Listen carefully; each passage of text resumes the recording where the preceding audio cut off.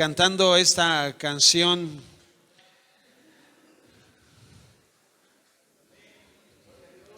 ¿Cuál canción? ¿Cuál canción? ¿Cuál canción? Todas. Grande y poderoso es nuestro Dios. Imagínense ahí los latinos llegando al cielo y bien escandalosos, ¿verdad? Gloria al Señor. Va a ser algo maravilloso. Algo maravilloso. Y bueno, parte de todo esto que hemos estado compartiendo, esta serie de predicaciones basadas en San Juan capítulo 1, y hemos estado invitando a nuestros hermanos del equipo de liderazgo a compartir de este tema, y nuestro hermano Uriel, nuestro hermano Eduardo, nuestro hermano Onofre, nuestra hermana Lupita han estado compartiendo este tema, y me he dado cuenta que cada uno de ellos lo enfocó basado en su testimonio, basado en su vida.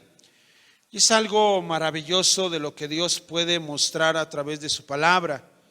Y es algo que nosotros tenemos que aprender a hacer, basarlo igual acerca de lo que Dios está haciendo en cada uno de nosotros. Hoy quiero compartir con ustedes igual este mismo texto. No es nunca la idea de compararnos unos a otros, simple y sencillamente es el poder escuchar la palabra de Dios basada en lo que es en los labios de cada hermano, de cada predicador. Y Dios nos ha hablado a cada uno, porque al escuchar algunos hermanos de la iglesia, expresaban algunos hermanos de la iglesia frases o palabras como: tiene razón el hermano, tiene razón la hermana, porque son experiencias que se asemejan o asimilan a las nuestras de lo que hemos vivido. Y en base a lo que estamos viendo en San Juan capítulo 1, vemos claramente que este evangelio es el único evangelio que no habla del nacimiento de Cristo. El evangelio de Mateo está enfocado más sobre lo que es la genealogía de Jesucristo y su nacimiento. El evangelio de Mateo lo muestra como hombre y como Dios. Pero cuando escribe en el evangelio según San Marcos, ahí lo describe como el Hijo del Hombre. Ahí no muestra una genealogía, muestra prácticamente o directamente lo que es su ministerio de Jesús.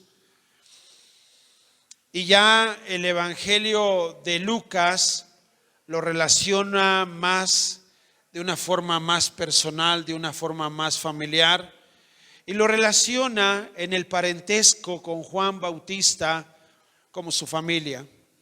Lucas se va meses antes del nacimiento, habla del nacimiento y lo muestra de esta forma más individual o más personal. Pero Juan, el discípulo amado, no lo señala así. Juan, el discípulo amado, lo señala más en lo eterno.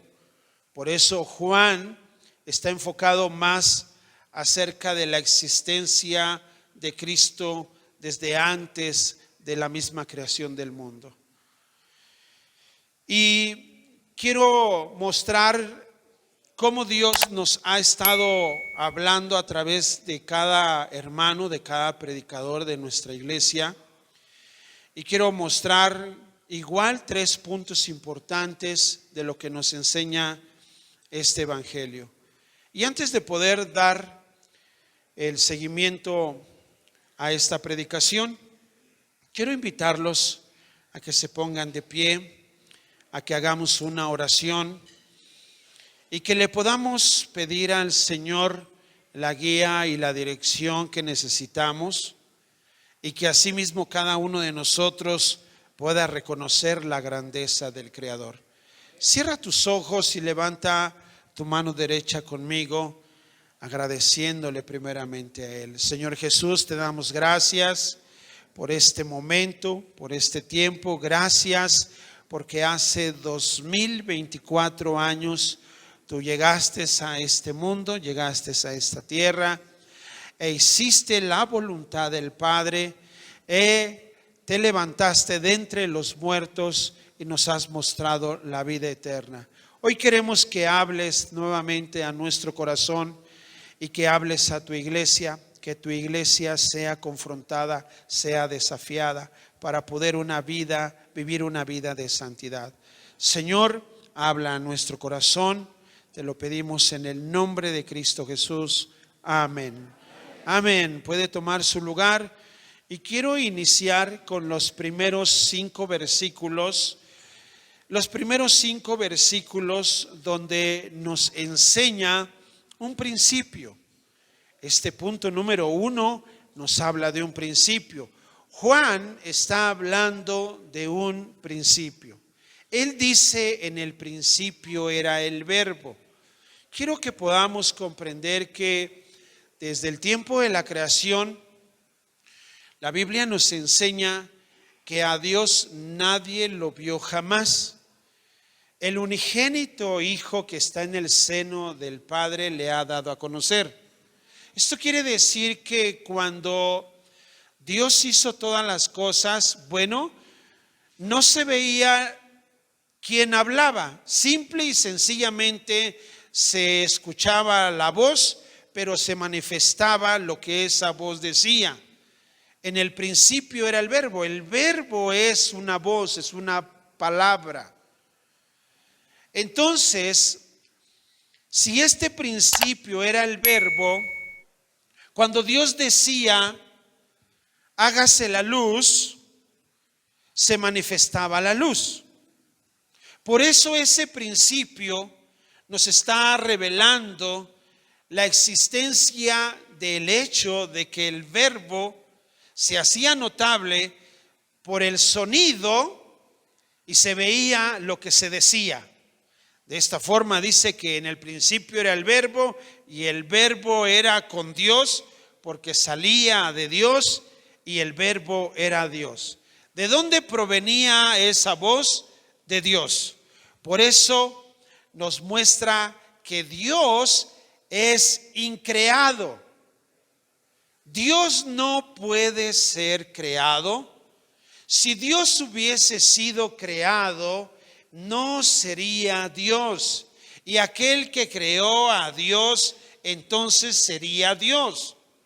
Entonces, diga conmigo: Dios es increado.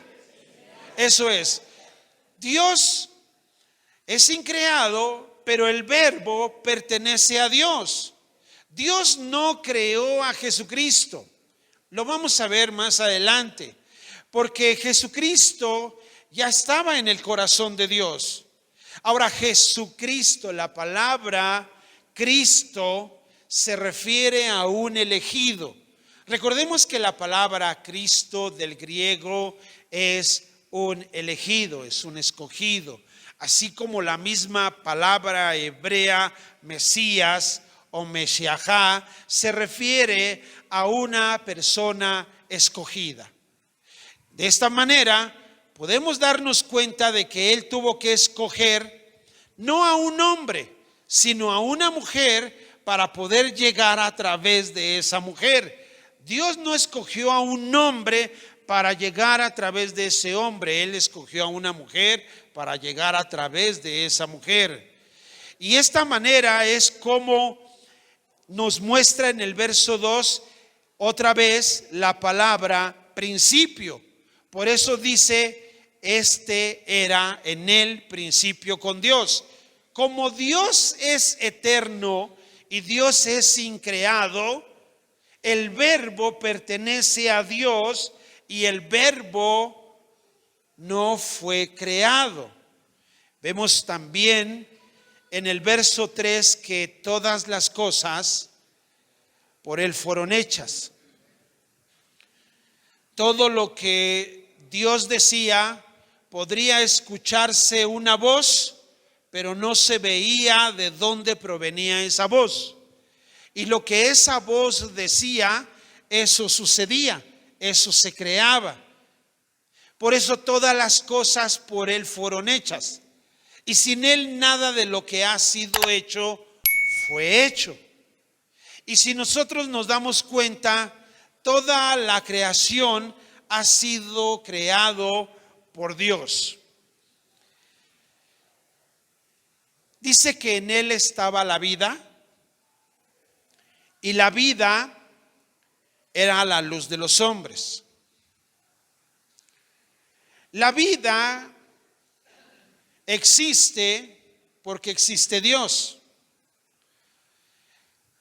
Cuando alguien ve un charco de agua o se hace una pequeña laguna de agua, en esa laguna de agua de repente le empiezan a salir unos bichos llamados ajolotes. Y esos ajolotes se vuelven ranas. ¿Cierto o no? Bueno, la ciencia piensa que el ser humano es creado de esa forma, pero la realidad es que si Dios no existiera, no existiría vida. Dice la misma palabra de Dios que en Él estaba la vida.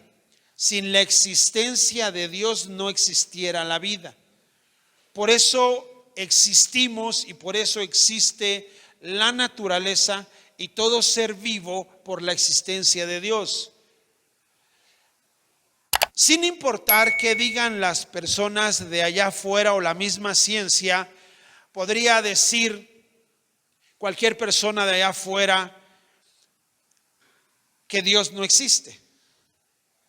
Ese ser que dice que Dios no existe podría estar negando la existencia de su propia vida, porque la vida existe por medio de un creador.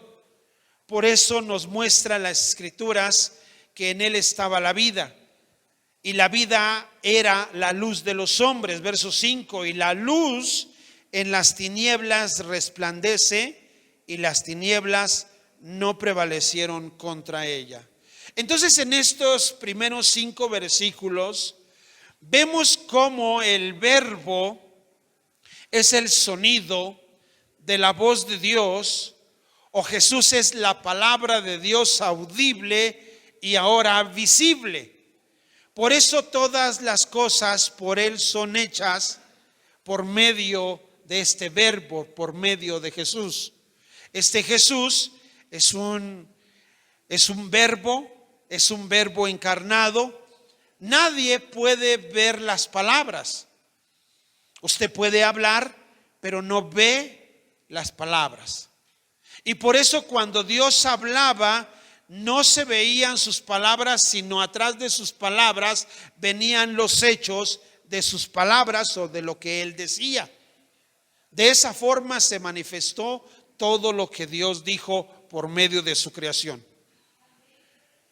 En estos primeros 5 versículos vemos 3 palabras claves. La primera es el verbo. La segunda es la vida.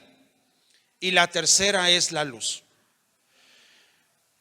Vemos que Jesucristo es conocido también como el camino, la verdad y la vida. Entonces Jesús es señalado como el verbo, la vida y la luz. Y dice que esta luz resplandece. Es una luz tan fuerte que cegó al apóstol Pablo. Es una luz tan fuerte que se apareció en una zarza y no se apagaba. Es una luz tan fuerte y tan real que estuvo en el rostro de Moisés. Esa luz resplandeciente no se puede apagar. No importa qué tan espesas sean las tinieblas, esa luz resplandece. Por eso todo creyente que recibe a Cristo Jesús como Señor y Salvador tiene esa luz. Sin importar qué tinieblas o en qué tinieblas se encuentre, siempre esa luz la traerá regreso a casa.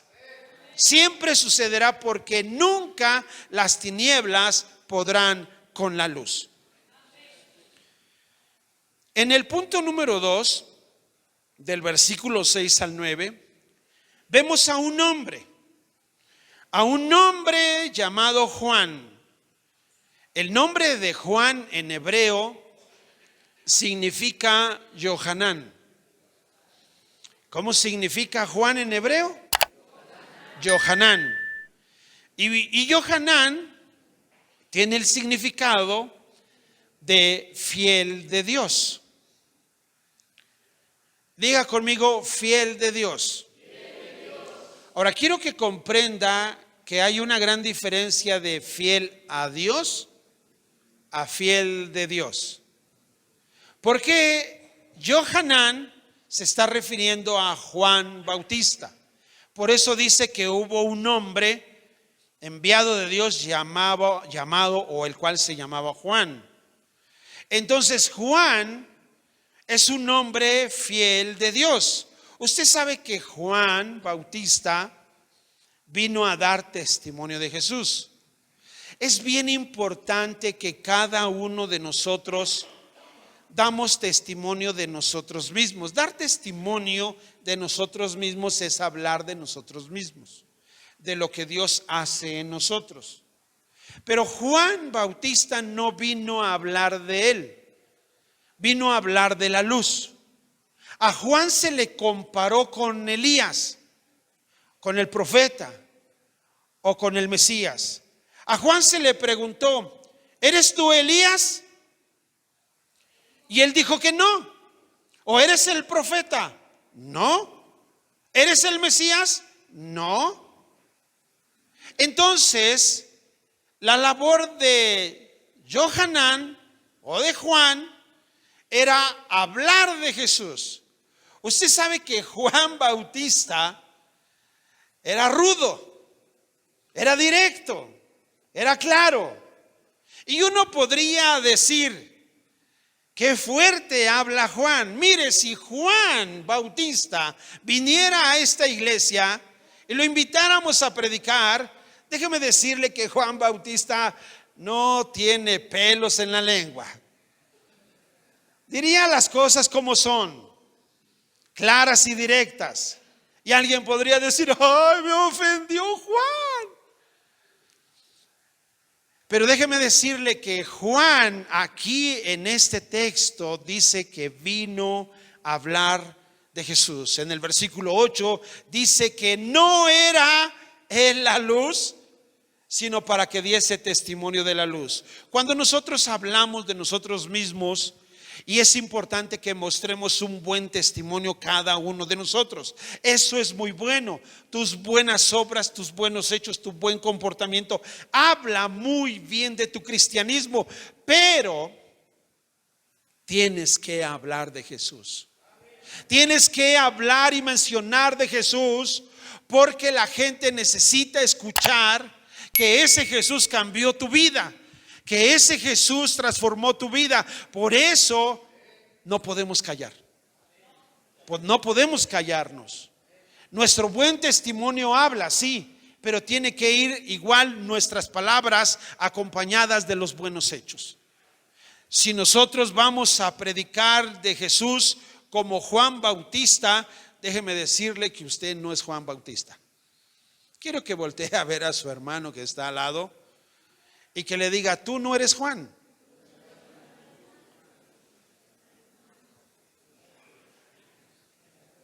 ¿Ya le dijo? Eso es. Pero sí necesitas ser fiel de Dios. Dígaselo. A veces uno puede mencionar e identificarse con Juan Bautista, ¿cierto? Y uno podría decir, yo me parezco a Juan Bautista. Déjeme, le hago una pregunta. A Juan Bautista lo confundieron con Elías. ¿A usted con quién lo comparan? Confunden. Porque a Juan Bautista lo confundieron con el profeta. Bueno, a Juan Bautista, los judíos pensaron que Juan Bautista era Jesús, era la luz. Y él dijo, no, yo no soy la luz. No lo soy.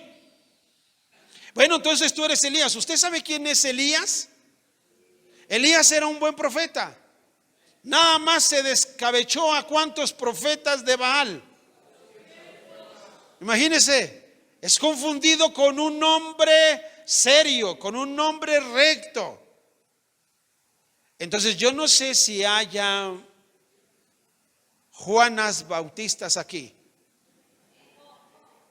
porque hay mujeres que son claras y directas.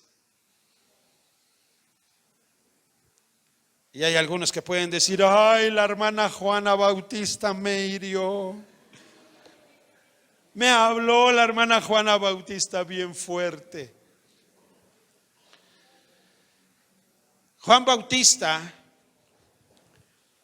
fiel de Dios, es un hombre que fue encarcelado por decir las cosas claras y directas.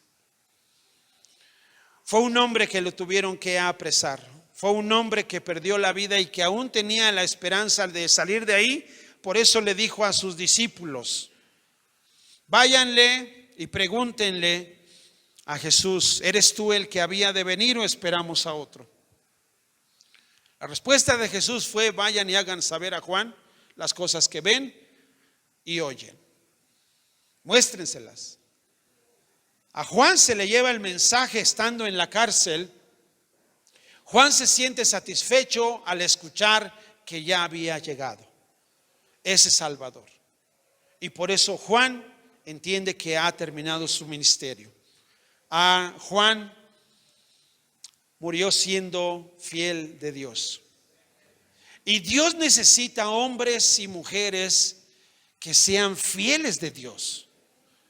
Porque hay hombres, mujeres que titubean, que son fieles en un área, pero necesitamos ser fieles de Dios en todo. En todo. Porque la forma de cómo Juan defiende su ministerio, y Juan no decía: sí soy Elías. Yo espero que la gente que te vea a ti te confunda con un personaje bíblico y digan: ¿te pareces a Pablo? ¿O te pareces a Juan, el discípulo amado? Por recostarte en el pecho de Jesús o en el pecho de tu maestro, ¿verdad? ¿O te pareces a Simón Pedro? Solo ten cuidado que no te comparen con Judas.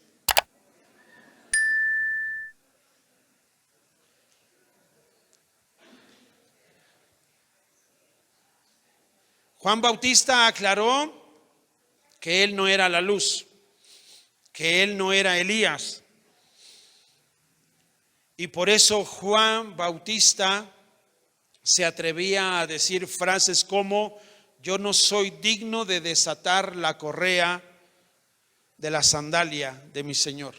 Estoy completamente seguro de que si Jesucristo hubiese traído unos Converse en aquel tiempo, Juan Bautista hubiera dicho: yo no soy digno de desatar los Converse de Jesús. Hubiera dicho eso.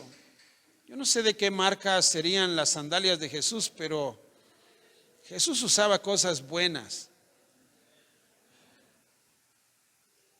En el punto número 3, del versículo 10 al 15, quiero que podamos entender la parte de lo que Él nos está diciendo. Vemos que en el mundo estaba. Vemos a un verbo como creador. Vemos que el mismo texto nos dice que y el mundo por Él fue hecho. Vemos este verbo como creador, pero el mundo dice no le conoció. Vemos al verbo como creador, vemos al verbo como luz y esperanza que está en el mundo, y vemos a este verbo hecho carne y se manifestó, y la misma Biblia dice que este verbo se hizo carne. Ahora, quiero que podamos comprender que Juan, el discípulo amado, no Juan Bautista, Juan el discípulo amado, se está refiriendo a dos clases de personas. Y él dice en el versículo 11 y el verso El verso 10 y el verso 11 dice que Él vino al mundo y el mundo no le conoció. El verso 11 dice que a lo suyo vino y los suyos no le recibieron. Entonces Él vino al mundo, a los que viven en el mundo. Él creó el mundo, pero el mundo no le conoció. Déjeme le pregunto, ¿usted sabe la diferencia de conoció y reconoció? ¿Cuál sería la diferencia de conoció y reconoció?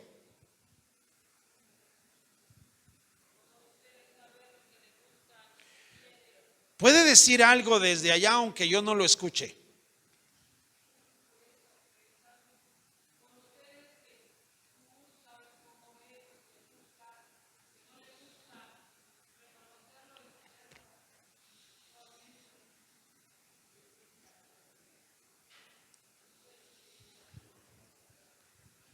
Conocer es saber quién es, ¿cierto? Y atreverme a decir, yo lo conozco, ¿cierto? Al decir yo le conozco, eso quiere decir que sé cómo se llama, que sé que le gusta, sé que no le gusta, sé dónde vive, quién es su cónyuge y sus hijos, y etcétera, etcétera, etcétera. Eso es conocer. Y reconocer,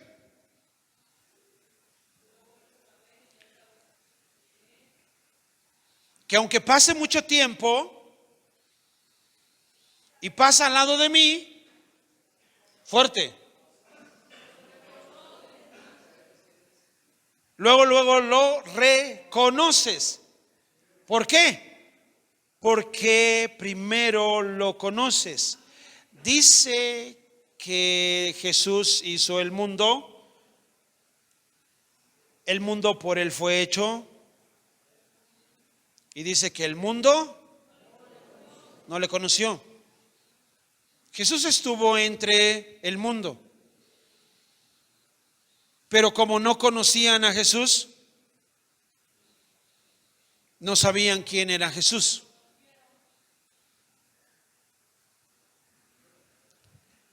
Es que muchas veces encontramos a Jesús en la vida de un hermano. Y como no conocemos a Jesús, no reconocemos a Jesús. No sé si me doy a entender. Cuando usted conoce a Dios, se encuentra a Dios hasta en la vida de un hermano. Y lo reconoce porque conoce a Dios. No sé si me estoy dando a entender. Por eso la importancia de que Él vino a los suyos. Se supone que los suyos deberían de reconocerlo. Él viene a dos clases de personas, al mundo y a los suyos. El mundo no lo conoció y los que deberían de conocerlo lo deberían de haber reconocido. Y no lo reconocieron, por eso no lo recibieron. Y por eso añade Juan, mas a todos los que le recibieron, les da el poder, derecho de ser hijos de Dios. Ahora, es algo delicado esto que vamos a decir. ¿Por qué? Porque si tú como iglesia no vives como tu Señor Jesucristo, no importa si te dices judío, católico, testigo de Jehová, cristiano, si te comportas como el mundo, eres del mundo.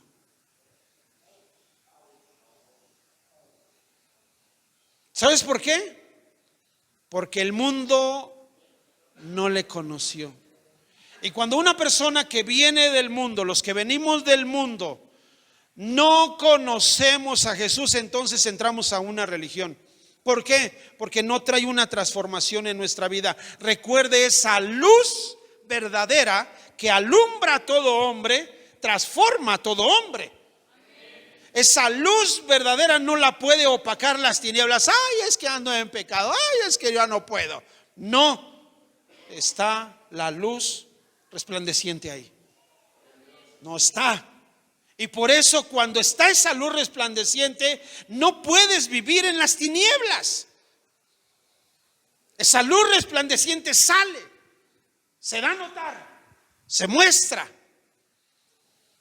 Por eso el cristiano no puede vivir como el mundo. A los suyos vino. Ahora vamos a pensar que ustedes son los suyos. Ya conocen de Dios, ya conocen de Jesús. Puedes reconocer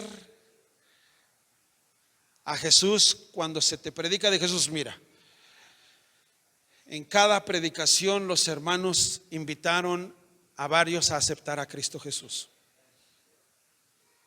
Uno podría pensar, yo ya lo acepté. No importa cuántas veces lo aceptemos. Es como si Él viniera a mi casa a visitarme diario. Porque vino un día, le digo, ¿ya viniste ayer? No. ¿Ya no le abro la puerta? Se la abro. ¡Ay, qué bueno que viniste! ¡Qué bueno que me visitaste! ¿O no? ¿Cuántos quieren aceptar a Cristo Jesús en su corazón? Amén. Es que ya lo recibí, ya lo acepté. Es como cuando nos saludamos. En algunos de los hermanos nos saludamos 2 o 3 veces. Es que creo que ya nos saludamos. ¿Qué importa cuántas veces nos saludamos? Salúdame. ¿No? A mí me gusta saludarte. Y nos abrazamos allá atrás y nos encontramos aquí adelante y nos volvemos a saludar. ¿Qué de malo hay en eso? Nada. ¿Qué de malo hay el que yo vuelva a aceptar a Cristo Jesús en mi corazón? Es que lo volviste a aceptar. Tú ya lo habías aceptado. Pues déjame, quiero que esté en mi corazón siempre. Yo no quiero que se vaya. Es que Él ya te selló. A los suyos vino. Es que yo ya lo conozco. Es que yo ya sé quién es. Es que déjeme hablarle de Dios. Excelente, vamos a platicar del Señor. ¿Cómo de que no? A los suyos vino. Y si nosotros ahora somos de los suyos, tenemos que reconocer a los que son de Dios. Y tenemos que reconocernos unos a otros. Si usted puede voltear a ver a su hermano que está a su lado, usted tiene que reconocer a Cristo que está sentado a su lado. Porque aunque su hermano tenga otra figura, es del cuerpo de Cristo. Por eso a los suyos vino. Es que el hermano no. ¿Por qué no? ¿Por qué no? Por eso no, Dios no hace acepción de personas. Nosotros no tenemos que hacer acepción de personas. Cristo en el mundo estaba. Cristo hizo el mundo, el cosmos, pero el mundo no lo conoció. Ahora ya lo conocemos, ¿cierto? Ahora lo conocemos, ahora lo recibimos, y por eso cada uno de nosotros que venimos del mundo reconocemos y sabemos quién es Dios. No solamente ahora conocemos, porque si usted conoce de Dios, usted va a reconocer bien rápido a Cristo en la vida de un hermano. Muy rápido. Usted puede identificar rápidamente cuando un cristiano vive como el mundo. Es como el mundo preguntarle a un cristiano y le dice: yo no sabía que tú eras cristiano.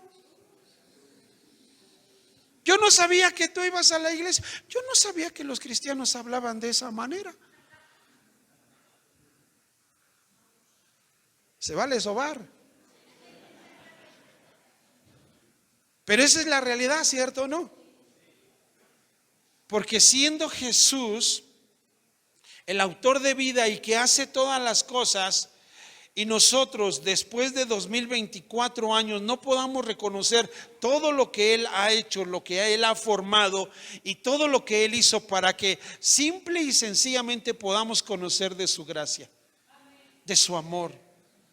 Por eso nosotros tenemos que identificarlo, ver quién es. Del versículo 16 y 17 nos enseña algo maravilloso. Y dice, porque de su plenitud tomamos todos, y gracia sobre gracia. ¿Qué pasa cuando un cristiano peca, comete un error? Tiene que buscar de Dios, tiene que buscar de la gracia. La gracia del Señor, por eso el mismo texto nos enseña, el verso 16 y 17, dice que pues la ley, dice, por medio de Moisés fue dada.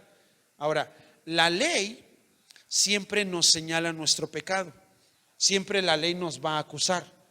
En la ley usted tantito comete un error y estamos ya mal, estamos condenados. Y el mismo texto nos dice, pero la gracia y la verdad vinieron por medio de Jesucristo. Entonces, cuando usted comete un error, usted no va a la ley, usted va a Jesús. ¿Para qué? Para recibir gracia sobre gracia, porque tenemos un Dios pleno, tenemos un Dios completo, que cuando nosotros estamos huecos o nos acabamos o nos vamos desgastando, necesitamos de Él y necesitamos llenarnos. Usted puede comprender esto muy sencillo. Cuando usted tiene sed, usted va a una fuente de agua o busca algo para tomar agua. Y cuando usted toma agua y se sacia de agua, dice ya suficiente, ¿cierto? Tenemos sed, tomamos agua. Tenemos hambre, comemos. Nos llenamos, nos saciamos y listo. Cuando un cristiano se siente vacío, se siente hueco, tiene que ir a Jesús para recibir de esa gracia sobre gracia. Cuando un cristiano comete un error, no debería de alejarse de Jesús, sino más bien ir a Jesús. ¿Para qué? Para que su gracia le perdone. Si usted va a la ley lo va a condenar. Pero si va a Jesús, Jesús lo va a perdonar. No es la intención de que usted viva viviendo en pecado y en pecado y en pecado. No es esa. La intención es que usted tenga que comprender que como cristiano y va creciendo y le cuesta trabajo ir dejando sus malos hábitos y usted comete un error y usted puede pensar, yo no sirvo para ser cristiano. Tiene que ir a Cristo Jesús por esa gracia. Es que ya fui y otra vez fallé y siento que he sido desleal. Pues tienes que ir hasta que entiendas que tienes que dejar de pecar. Por eso de su plenitud tomamos todos gracia sobre gracia. Porque necesitamos de Él. No necesitamos huir de Él. Es lo que el diablo nos hace creer y pensar cuando fallamos. Vete, aléjate, vete de la iglesia, aléjate de tus hermanos. Usted bien sabe que si el diablo le convence de eso y lo retira de la iglesia, entonces usted es una presa fácil. Se lo va a comer el diablo. Lo va a engañar. Por eso el diablo no quiere que usted sepa que puede ir a Jesús cuando usted falla. Cristo Jesús es nuestro abogado. Él nos defiende. Ya no somos pecadores. Ya no. Somos santificados. Somos hijos de Dios. Pero tenemos que entender que cuando uno comete un error, Señor, necesito de tu gracia. He resbalado, he caído, he fallado. Señor, estoy teniendo malos pensamientos, necesito de tu gracia. Yo sé que tu ley dice esto, pero tú me muestras tu gracia. Y cuando nosotros vemos esta maravillosa respuesta de Dios, es entender también lo que nos dice el versículo 18. A Dios nadie le vio jamás. El unigénito Hijo que está en el seno del Padre, Él le ha dado a conocer. Para usted, ¿qué significa la palabra seno? Eso está hablando literal. ¿Se acuerdan en el Antiguo Testamento?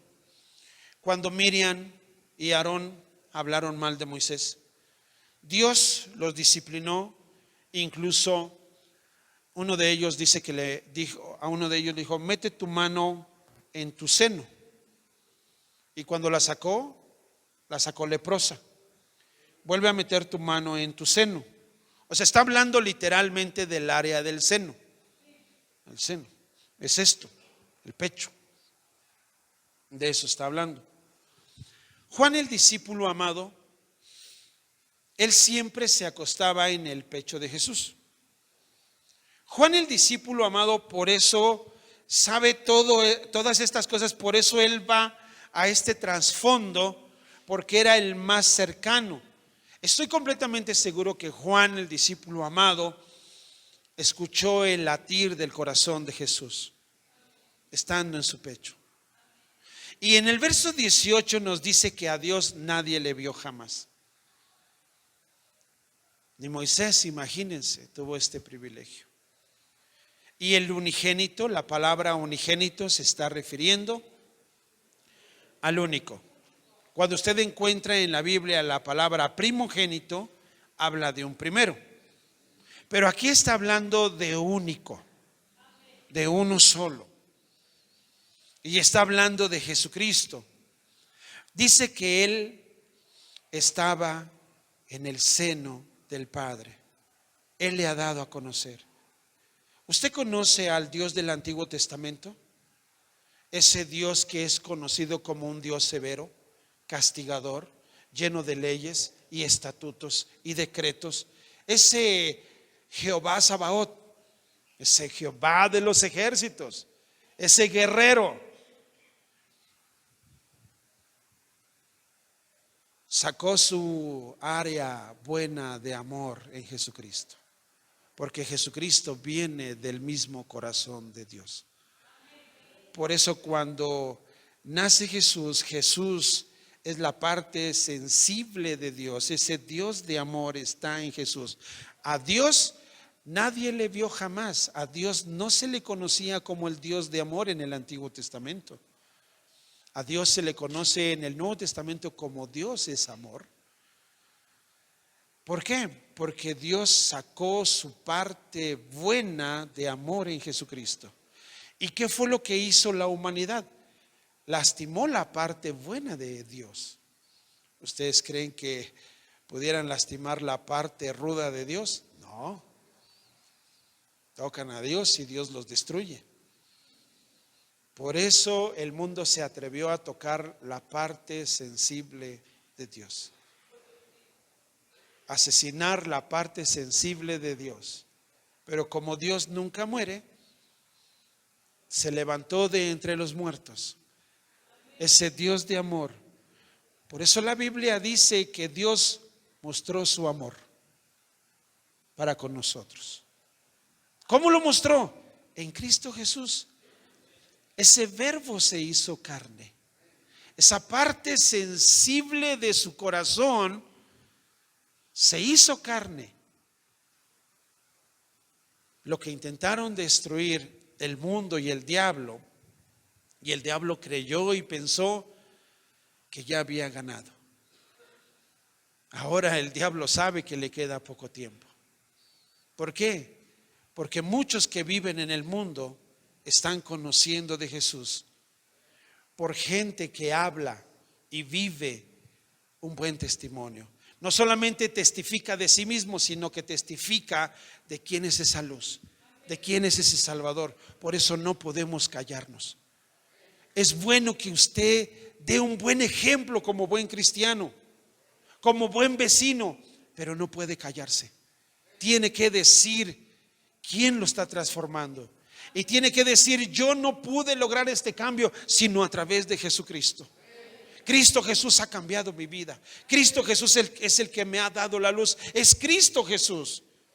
No es porque viene usted a la iglesia, no es porque usted cante, no es porque usted haga un servicio, no, es porque Cristo es la luz y esa luz resplandece en las tinieblas.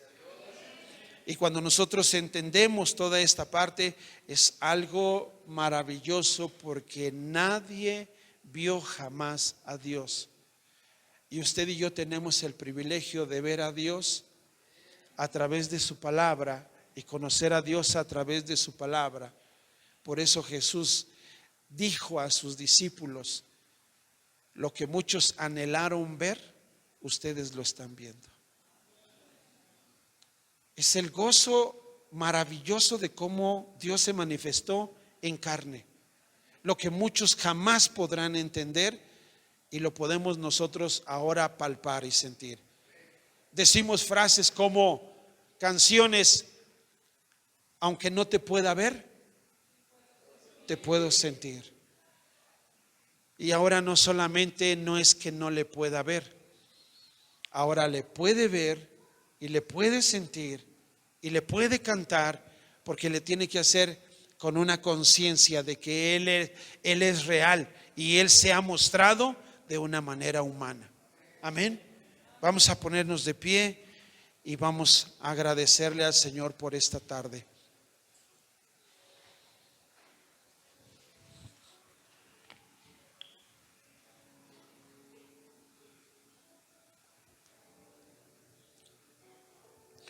Señor, qué maravilloso es saber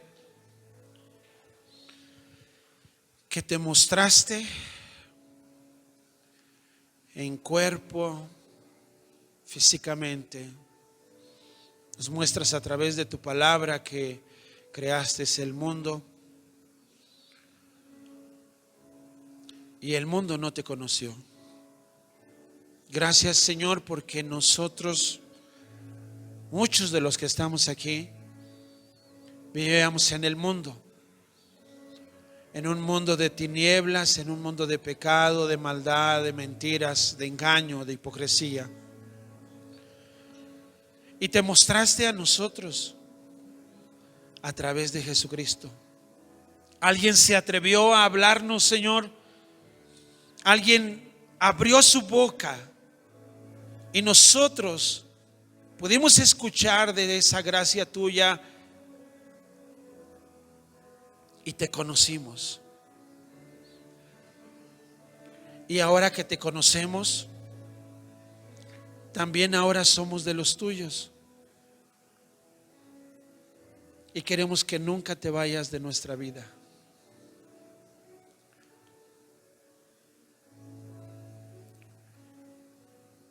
Queremos darte gracias porque nos has adoptado como tus hijos y porque ahora tenemos un Padre eterno que nunca muere, un Padre de amor, un Padre que siempre soñamos. Gracias, Padre eterno, por enviar a tu Hijo Jesucristo en sacrificio por nuestros pecados. Muchas gracias. Después de 2024 años podemos seguir celebrando tu resurrección, que te levantaste de entre los muertos. No nos tocó ver esa maravillosa presencia, pero lo creemos, Señor. Lo creemos, aunque el mundo se burla haciendo teatros allá afuera, viviendo de una manera corrompida. Ten misericordia, Señor, de este mundo. Ten misericordia. Así como la tuviste con nosotros, ten misericordia, Señor. Hay mucha gente que sigue viviendo bajo la opresión del enemigo. Hay mucha gente que sigue viviendo atados en vicios de alcoholismo, de drogadicción. Te pedimos, Señor, tengas misericordia para que también ellos puedan acudir a tu plenitud, para que le des de tu gracia, Señor. Bendice a tu iglesia, Movimiento de Fe. Bendice, Señor, a tu cuerpo, a tu iglesia en todo el mundo, Señor, para que no calle, para que hable, para que hablemos de tu grandeza, de tu poder sanador, restaurador. Que no callemos, Señor. Que nuestras palabras siempre vayan respaldadas por una buena manera de vivir, Señor. Ayúdanos, Espíritu Santo. Que tu poder, Jesús, nos acompañe siempre.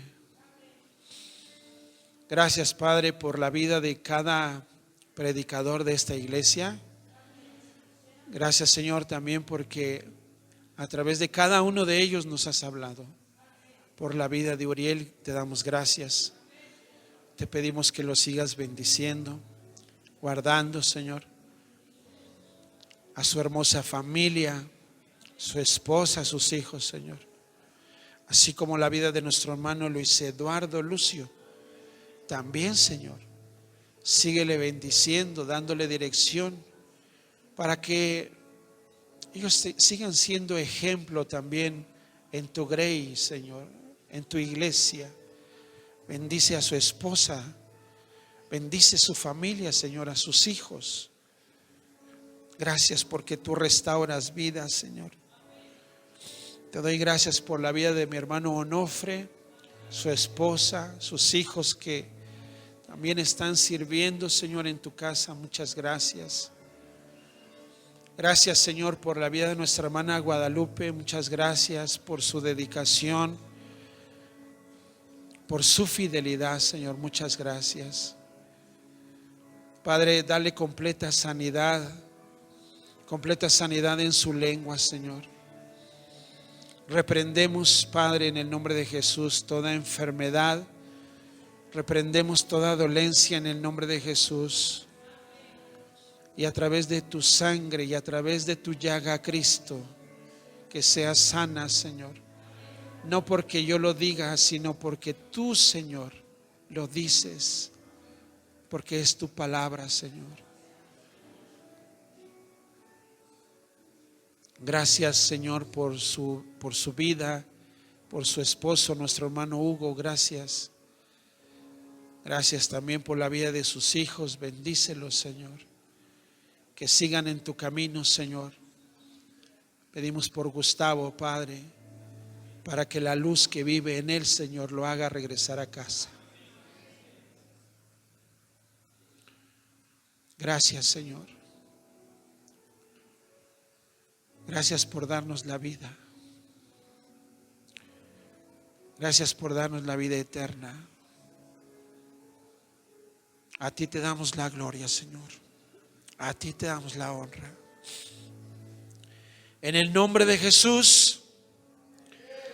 Amén.